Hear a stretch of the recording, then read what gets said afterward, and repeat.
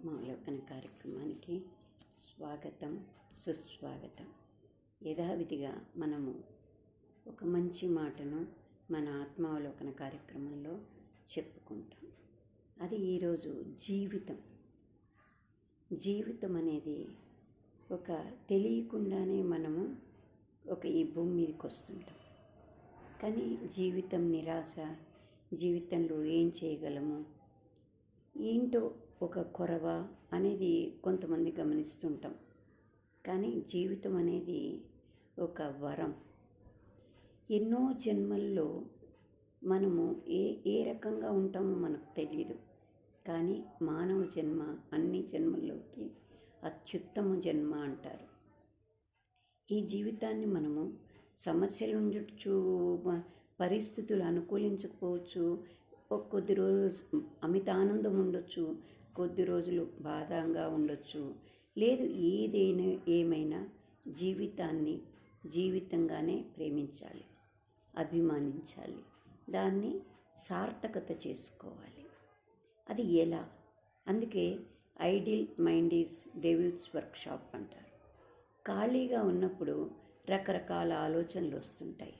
ఆ ఆలోచనలు లేకుండా, చెడు తలంపులు రాకుండా మనం ఒక పనిని ఎప్పుడూ నిరంతరం మనకు చాతనైనంత, పిల్లలుగా, మధ్యవాళ్ళుగా, పెద్దవాళ్ళుగా, ఇంకా పెద్దవాళ్ళుగా, ఏ రకమైన వయసు తరతమ భేదం లేకుండా, వయోపరిమితికి లేకుండా జీవితం అందరిది. ఎవరికి చాతనైనంత వాళ్ళు ఎవరి మనస్సును వాడు నియంత్రించుకోవడానికి, మనస్సును ప్రశాంతంగా ఉంచుకోవడానికి ఒక హ్యాబికేషన్ అనేది ఖచ్చితంగా ఉండాలి. ఎవరి శక్తి అనుసారం, అది బర్డన్గా కాకుండా మనసు డైవర్ట్ అవ్వడానికి ఉపయోగపడేట్టుగా పెట్టుకోగలగాలి. అందుకే ఖాళీగా ఉండకుండా ఏదో ఒక మంచి పనిని, అంటే మన మనస్సుకు బాగుండాలి, ఆ పని వల్ల ఇంకోరు తృప్తి పడినా పర్వాలేదు, పడకపోయినా పర్లేదు, నష్టం అయితే, హర్ట్ అయితే ఉండకూడదు.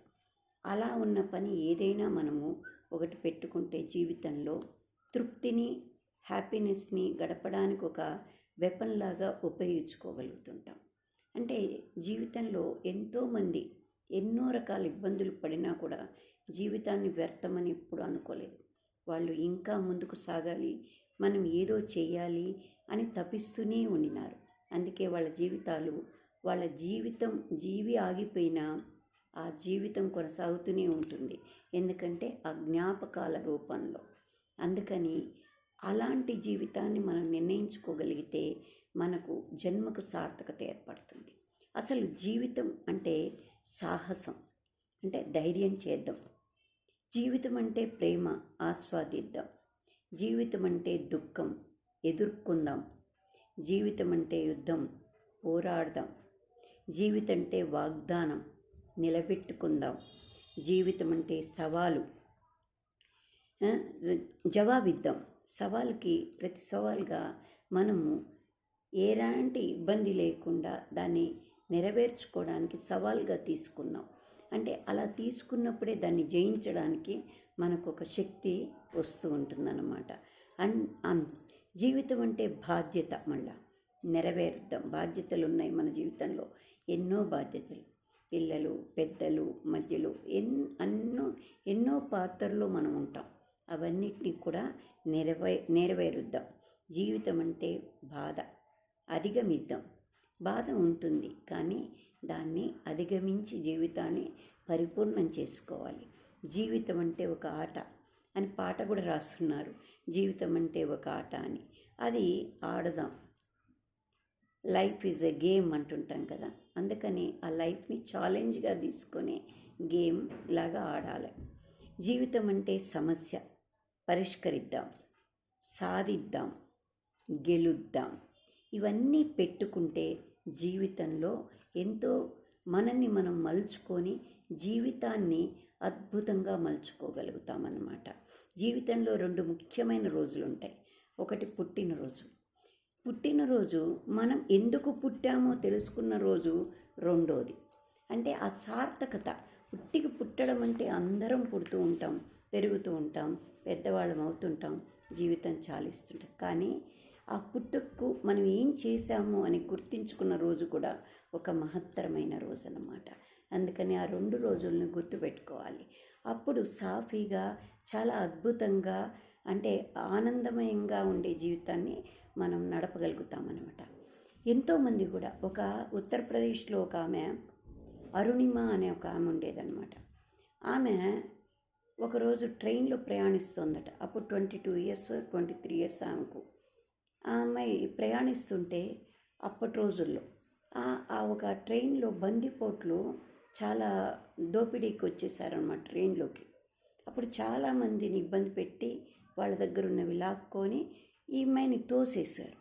ఆ తొయ్యడంలో పోయి ఆమె ట్రైన్కి మధ్యలో పడిపోయిందనమాట. ఈ కాలు పూర్తిగా కాలు తీసేశారు. కాలు నలిగిపోయిందనమాట. అయితే ఆమె హాస్పిటల్లో ఉంటే ఆమెకు ఎవరెస్ట్ శిఖరం ఎక్కాలనే ఒక జిజ్ఞాస ఉండేదట ముందు నుంచి కూడా.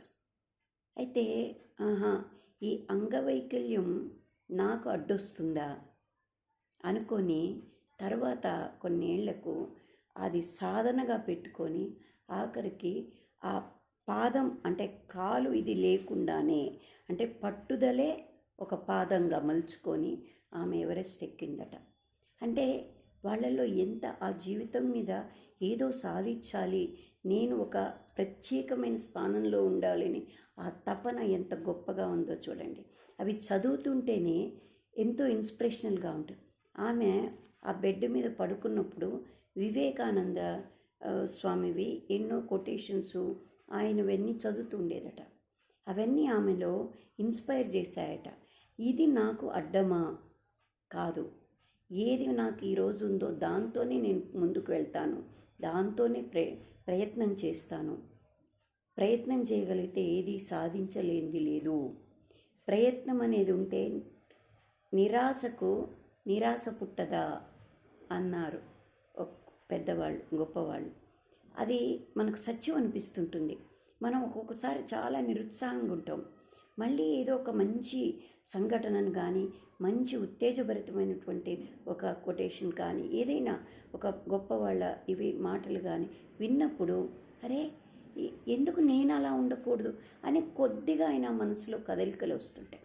అందుకే ఎప్పుడు మనం గత చరిత్రల్ని, కొన్ని బయోగ్రఫీస్ని, కొన్ని గొప్ప వాళ్ళ మాటల్ని, కొన్ని అనుభవాల్ని గుర్తు చేసుకుంటూ ఉండాలి. అప్పుడు నిరంతరం మనం జీవితంలో వెనక్కి వెళ్ళిపోకుండా ముందుకు అడుగేయడానికి చాలా ఆశ పుడుతుందన్నమాట. జీవితాన్ని పరిపూర్ణం చేసుకోవడానికి మంచి ఆశయం ఏర్పడుతూ ఉంటుందన్నమాట. ఆశయాలను ఎప్పుడూ వదిలిపెట్టకూడదు. ఒక నైజీరియన్లో ఒక గొప్ప ధనవంతుడట. ఆ ధనవంతుడు ఎప్పుడు అనుకునేవాడట, నేను నా జీవితంలో అత్యధికంగా ధనం సంపాదిస్తే చాలా తృప్తి కలుగుతుంది అనుకునేవాడట. ఆఖరికి అతను కోటీశ్వరుడే అయ్యాడు, చాలా ధనవంతుడు అయ్యాడు నైజీరియన్లో. కానీ ఆయనకు అది తృప్తినివ్వలే, సంతోషం కలగలే. అది అయ్యాక కూడా మళ్ళీ అనుకున్నాట, ప్రపంచంలో ఉండేటువంటి అత్యధికమైనటువంటి వస్తువులు నేను తీసుకొని నా దగ్గర ఉంటే నేను చాలా అంటే మనస్సు తృప్తి పడుతుంది అనుకున్నాట. అదే జీవితం, అలా చేయగలిగితే అది గొప్పగా జీవితం ఉంటుంది అనుకున్నాట. తృప్తి రాలే. తర్వాత అనుకున్నాట, ఈ డీజిల్ వాళ్ళ వ్యాపారాలన్నమాట, దాంట్లో 95% నాకే ఆ భాగం వస్తే అప్పుడు నాకు ఫుల్గా నేను సాధించిన జీవితంలో పరిపూర్ణంగా సాధించిన వాడిని అవుతాను అనుకున్నాట. కానీ అప్పటికి కూడా అతనికి ఆ సంతృప్తి రాలేదట.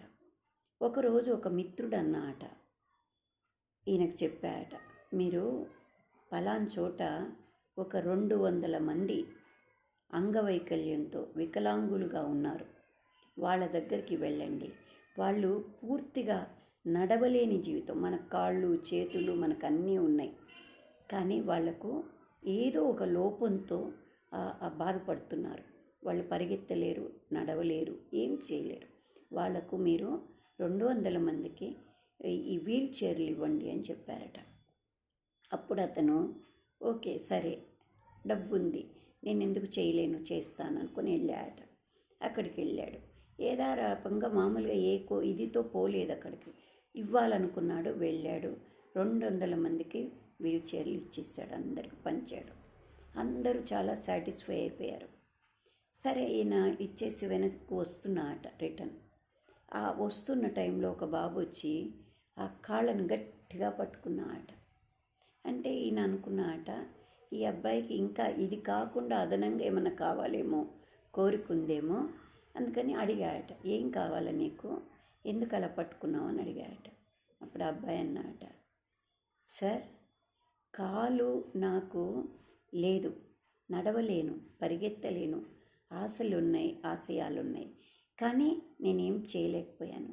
కానీ ఈరోజు మీరు నాకు ఆ వీల్ చైర్ని ఇచ్చి నన్ను నా స్వతంత్రంగా దాన్ని తోసుకుంటూ అయినా నేను నాకు తోచిన ప్రదేశానికి నేను పోగలిగినట్టు చేశారు. ఈరోజు నాకు నడుస్తున్నానన్న ఫీలింగ్ వచ్చింది. అందుకని మీ మొహాన్ని నేను చాలా దగ్గర నుంచి చూడాలనుకుంటున్నాను. మీరు ఎప్పుడూ నా మదిలో గుర్తుండిపోయేట్టుగా మిమ్మల్ని చూస్తాను, ఇక్కడ చూస్తాను. ఒకవేళ స్వర్గంలో ఉంటే గనక, మీరు ఇంత మంచి పనులు చేసిన వాళ్ళు స్వర్గంలో ఉంటారు కదా, ఆ స్వర్గంలో అయినా అక్కడికి నేను వచ్చి కూడా మిమ్మల్ని గుర్తుపట్టగలిగినంతగా మిమ్మల్ని చూస్తాను అన్నాడు. ఆయన స్టన్ అయిపోయాడు. అంటే ఈ పనికి ఇంత వాల్యూ ఉందా? ఇన్నిసార్లు నేను ఇంత ప్రయాణంలో నా జీవితంలో అంత అధిగమించి సంపాదించాను, అన్నీ చేశాను, కానీ ఇక్కడ నాకు అంత తృప్తి దొరకలే. ఈ వెలుగు, ఆ అబ్బాయి చెప్పిన మాటలు విన్నాక అతనికి నిజమైన జీవితానికి సార్థకత ఇప్పుడు ఏర్పడింది అనుకున్నాట. అప్పుడు ఆయన సంతృప్తితో, నిజంగా ఇది కదా అసలైన జీవిత మార్గము, అంటే మనం జీవించడమే కాదు, ఇంకొకరి జీవితంలో ఒక్కరో వెలుగు నింపినా ఆ వెలుగు మనకు దారి, చీకటి అనేది తొలగించి ఆత్మ సంతృప్తినిచ్చేటువంటి వెలుగు పరలోకంలో కూడా, అంటే మనం ఉన్నా లేకున్నా ఎప్పటికీ జీవించేటువంటి జీవితాన్ని ఇస్తుంది కదా అని అతను అంత సంతృప్తి పడిపోయారట. ఇన్ని కోట్లలో సంపాదించిన రోజు కానీ, ఇంత చేసిన రోజు కూడా నేను ఇంత సంతృప్తిని పొందలేదు అని ఒక ఇంటర్వ్యూలో చెప్పారట. అంటే జీవితం అంటే అది. జీవితం అనేది ఎప్పుడు ఆగిపోకూడదు. అది మనకు వెలుగు నింపుకుంటూనే, మన కుటుంబానికి వెలుగు నింపుకుంటూనే, పరులకు కూడా ఇంతో అంతో, అది మాట రూపంలో కావచ్చు, ఏ రకంగా అయినా సరే, ఒక డబ్బు ఇస్తేనే కాదు, ఒక ఇది చేస్తేనే కాదు, ఏది మనకు చాతనైనంతలో ఇంత వంతు చేసినా అది మన జీవితానికి సార్థకత అవుతుంది. అదే అనిబిసెంట్ కాదు, ఒక అతను, ఇది వరకు ఒక అతను ఉండేవాట, అది గుర్తు రావట్లేదు, పేరు గుర్తు రాలేదు నాకు. అతనట ఏం చేశాడంటే, ఆయనకి ఎప్పుడు ప్రజాసేవ చేయాలనే కోరికట. ఆ ప్రజాసేవ చేయాలనుకుంటే ఎవరి వంతు, అంటే గొప్పగా చేయొచ్చు, తక్కువగా చేయొచ్చు. అందుకని అతను ఎంచుకున్న వాళ్ళు ఎవరంటే, లోగా కూలీ పని చేస్తుంటారు చూడండి, ఆ కూలీ పనుల వాళ్ళ దగ్గరికి పోయి అడిగేవాట, ఏం చేస్తున్నావు అనేవాట. అంటే కూలీ పని చేస్తున్నానయ్యా అంటే, ఎందుకు అన్నాడట. ఎందుకు అంటే, ఎందుకేంటి స్వామి, పొట్ట నింపుకోవాలంటే ఏదో ఒకటి చేసుకోవాలి కదా, అందుకని నా జీవనోపాధి కోసం నేను తినడానికి చేసుకుంటున్నాను అన్నమాట. సరే, అంతటితో అయిపోలే. ఆయన మళ్ళీ ఇంకొంచెం ఇదయ్యి ఇంకో కూలి అతన్ని అడిగాట, ఏం చేస్తున్నావు, ఎందుకు చేస్తున్నావు అని. అతను అన్నమాట, నేను నా ఆకలి తీర్చుకోవడానికి కష్టపడుతూ నా కుటుంబాన్ని పోషించుకోవాలి కదండి, అందుకని ఏదో ఒకటి కష్టపడాలి కదా, అందుకని ఈ బండరాళ్ళు కొట్టుకుంటూ ఇవి చేస్తూ నేను నా కుటుంబాన్ని నడుపుకుంటున్నాను అన్నమాట. అనేటోటికి ఆయనకి ఇంకా అనిపించలే. అంటే మళ్ళా ముందుకు పోయినాట, మళ్ళా ఇంకొకరిని అడిగాట, ఏం నాయన, ఏం చేస్తున్నావు, ఎందుకు చేస్తున్నావు అన్నమాట. ఈ బండరాళ్ళు కొట్టడము, ఈ పనులు చేయడము, ఇదంతా వేయడం అనేది నా జీవనోపాధి కోసము, ప్లస్ అదే కాకుండా ఈ దారి శుభ్రమైతే 10 మంది నడిచే దారి ఇది ఇది ఉందంటే నా కుటుంబాన్ని పోషించుకోవడం, నేను బతకడమే కాకుండా ఇది మంచిగా చేశాను అనుకోండి, 10 మంది ఇక్కడ నడిచే రోడ్డు ఇది రోడ్డు వేస్తున్నాం మేము, అందుకని దీనిలో నా వంతు కూడా ఉన్నందుకు నేను ఆనందపడుతున్నాను. దీనివల్ల చాలామంది కష్టం తప్పించుకొని మంచి రోడ్లో ప్రయాణిస్తారు అన్నమాట. అప్పుడు ఆయనకు అమిత ఆనందం కలిగిందట. ఆయన జీవితానికి అదొక ఆశయంగా పెట్టుకున్నాట. అరే అంటే ఎవరు ఇంత తక్కువ వాడికి కూడా వాడు చేసే పనిలో ఇంకోరికి ఇది ఉపయోగపడుతుందనే ఆలోచన ఉంది అంటే, నేను లేకపోయినా నాకు ఈ పిచ్చి ఆలోచన ఉంది, నా తర్వాత కూడా ఎట్లా తక్కువ వాడు తక్కువ, ఎక్కువ వాడు ఎక్కువ, ఎవరి జీవితంలో ఎవరు ఎంత చేయగలరో అంత చేయగలరు అనే సంతృప్తితో అనుకున్నాట. ఇంకా నేను లేకపోయినా పర్వాలేదు, తెలుసుకున్నాను అంటే కింది వాడి దగ్గర నుంచి వీళ్ళకే ఈ ఆలోచన ఉందంటే ప్రతి ఒక్కరిలో ఇంతో అంతో 10 మందిలో ఒకరిద్దరికి ఇలాంటి ఆలోచన ఉంటుంది కదా అని ఆయన అనుకున్నాట. ఇంకా చాలు, నేనున్నా లేకపోయినా ఈ ప్రయాణం సమాజం బాగుంటుంది అనుకున్నాడు. అంటే వాళ్ళ జీవితాలు ఏంటివి, అసలు ఎలా ఆలోచిస్తున్నారు, అలాంటి వాళ్ళు ఉండబట్టే ఈరోజు మనము ఈ మనుగడ సాగిస్తున్నాం. మనం బాగలేదు, అది లేదు, ఇట్లుంది అట్లుంది, చెడ్డవాళ్ళు ఎంతున్నారు అంటే ఇబ్బంది పెట్టేవాళ్ళు ఎంతమంది ఉన్నారు, మంచివాళ్ళు కూడా ఉన్నారు. అవి ఉండబట్టే ఈరోజు మనం ఈ మాత్రం ప్రయాణం సాగించగలుగుతున్నాం. అందుకని జీవితం అనేది ఒక వికసించిన పుష్పం లాంటిది. అది వినూత్నంగా ఎప్పుడు మనము దాన్ని ఫ్రెష్ చేసుకుంటూ మంచి ఆలోచనలతో నింపుకుంటూ జీవితాన్ని సంతృప్తిగా అంటే మంచి దృక్పథంతో నడవాలని కోరుకుంటూ, అంటే మన అందరం ఇవన్నీ గుర్తు చేసుకున్నందుకు చాలా హ్యాపీగా ఫీల్ అవుతూ thank you so much. Like, subscribe.